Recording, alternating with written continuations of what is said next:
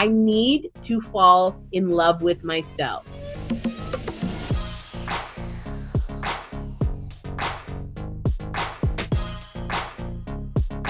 So we want to break up with body shame. Who wants to break up with body shame? I am so over body shame stealing all of my time and money.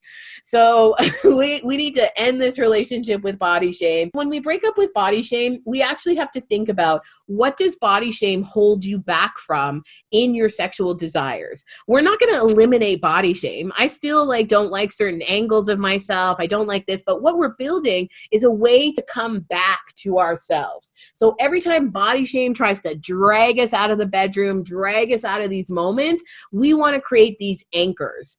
And so one of the anchors, or one of the ways to get anchors, is to get ugly honest.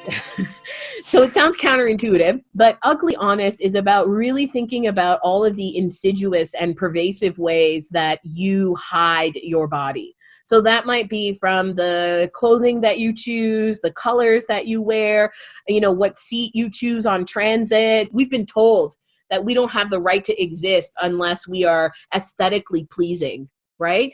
And so that's a hard truth, because it really confronts us with all of the suffering that we have experienced under these pressures. I think people are always looking at me and thinking that the first thing that comes to mind is that I am not fit, that I am fat, that I am this and that. So when we start to tease that out, right? I didn't used to be able to talk about that. I never told anybody that. I was too embarrassed that this is what I do to avoid getting confirmation from other people about what I think in my head.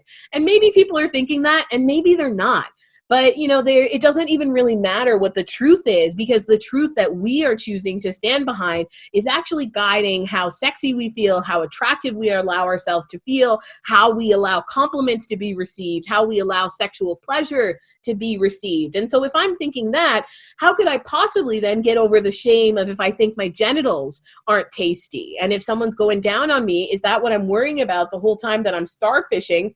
And, I'm thinking about, do they actually like this? And how could they possibly want to have sex with me because of my tummy or because of this? And so, it can feel just like a tornado inside of you. So find those parts of you, find those parts of you that are telling you these really ugly things. And because we need to give attention to those parts of ourselves, right? We need a new narrative. We need to go in there and be like, I'm so sorry that we believed that.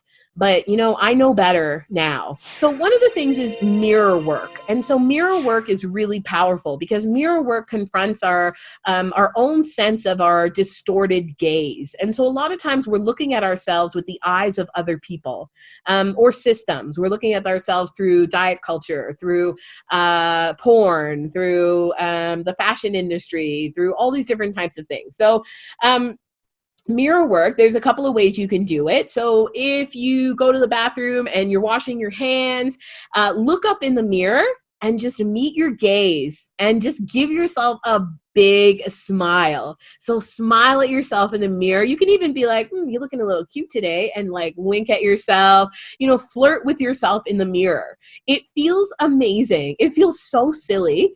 But after a while, you're like, why wasn't I doing this all the time? And it's so simple. Every time you're washing your hands, you have an opportunity to challenge a narrative, a way of feeling, a way of being.